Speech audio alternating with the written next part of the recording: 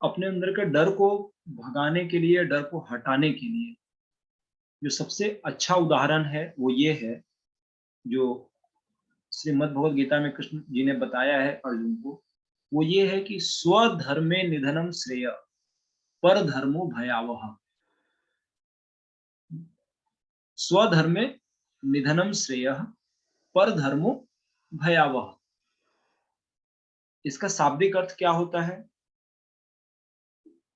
कि अपने धर्म में, स्वधर्मे निधनम श्रेय, अपने धर्म में मरना भी अच्छा होता है और दूसरे के धर्म को करने में हमें डर लगता है। पर धर्मो भयावह।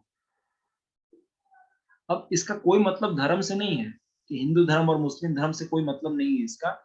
इसका सिंपल मतलब समझने के लिए हमें दो शब्द को समझना होगा। पहला, एक स्वधर्म और दूसरा परधर्म। स्वधर्म मतलब स्व मतलब अपना, और धर्म मतलब अपना काम जो है वो, और परधर्म मतलब दूसरे का काम। राइट। स्वधर्म का मतलब क्या होता है कि आपको अपनी स्थिति के प्रति ईमानदारी रखनी होगी। परधर्म का मतलब दूसरे की ही स्थिति के हिसाब से चलना। राइट। इसको बड़े अब सिंपल उदाहरण से समझते हैं हम। मुझे एक चीज बताओ आप कि अगर आपके दाहिने हाथ में दर्द हो रहा हो तो आप दवा कहाँ लगाएंगे, दाहिने हाथ में या बाएं हाथ? दाहिने हाथ में सर। अगर दाहिने हाथ में फॉर एग्जांपल दर्द हो रहा हो तो आप दवा कहाँ लगाएंगे? दाहिने हाथ में। लेकिन गलतियां कहाँ पे करते हैं हम? हमारे परिवार में मान लो और 4-5 लोग हैं और वो सब लोग रोज अपने बाएं हाथ में दवा लगाते हैं। उनको बाएं हाथ में दर्द है, वो बाएं हाथ में दवा लगाते हैं। अब मेरे दाहिने हाथ में दर्द है तो मैं उनका देखा देखी अगर मैं भी बाएं हाथ में लगाऊं तो क्या मेरा दर्द ठीक हो जाएगा? समझिएगा, बहुत इंटरेस्टिंग एग्जांपल है ये कि बाकी लोग लगा रहे हैं बाएं हाथ में तो हम भी बाएं हाथ में लगा लें। ऐसा नहीं है ना। अगर हमारे दाहिने हाथ में दर्द है तो हमें अपने दाहिने हाथ में ही दवा लगाना होगा, तभी जाके सॉल्यूशन होगा। लेकिन जिंदगी में हम क्या करते हैं, हम अधिकांशतः परधर्म का पालन करते हैं। दूसरे क्या कर रहे हैं उसको हम लोग कॉपी करने का प्रयास करते हैं।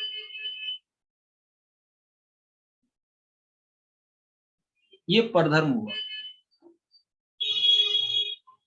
स्वधर्म क्या हुआ? आपका जो काम है वो आप अपना काम करो,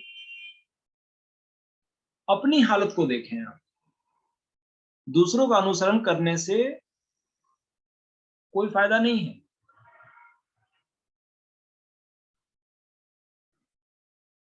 सर वो भी सीएनसी नहीं किया तो हम भी नहीं करें। भैया वो उसका धर्म है, उसके चक्कर में आप क्यों पड़ रहे हैं? आपका धर्म क्या है? जो वेस्टी के सिस्टम में 7 पॉइंट बताए गए हैं वो आपका धर्म है। यूज द प्रोडक्ट आपका धर्म है, शेयर द प्रोडक्ट आपका धर्म है, लिस्ट बनाना आपका धर्म है, इनवाइट करना आपका धर्म है, मीटिंग करना आपका धर्म है, टीम वर्क करना आपका धर्म है, फॉलो अप करना आपका धर्म है।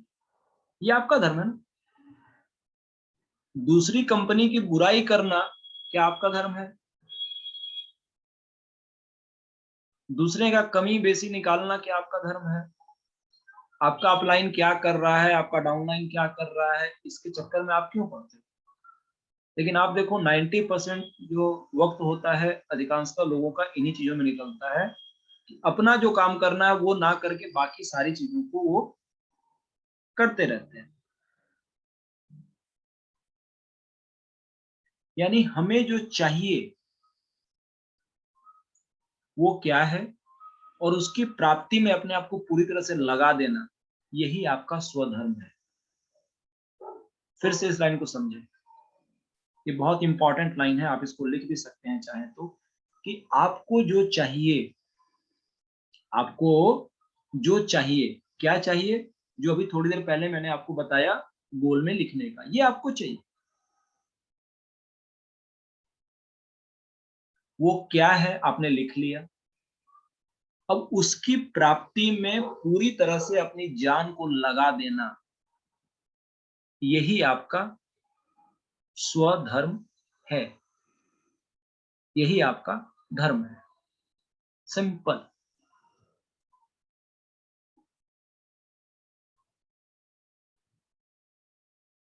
तो डर को हटाने का एक ही मेथड है कि अपने स्वधर्म को पहचानना और उसके अनुसार से जीना।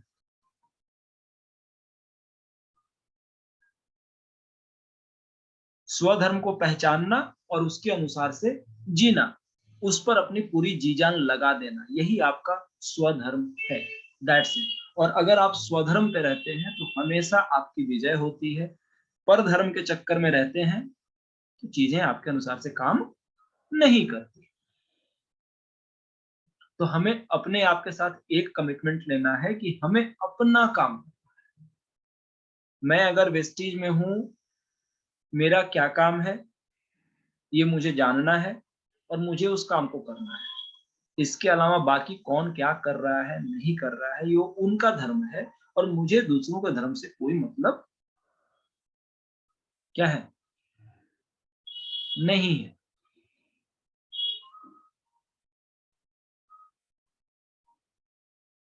राइट। केवल इतना मात्र करने से, ये 3 पॉइंट जो मैंने आपके साथ शेयर किए,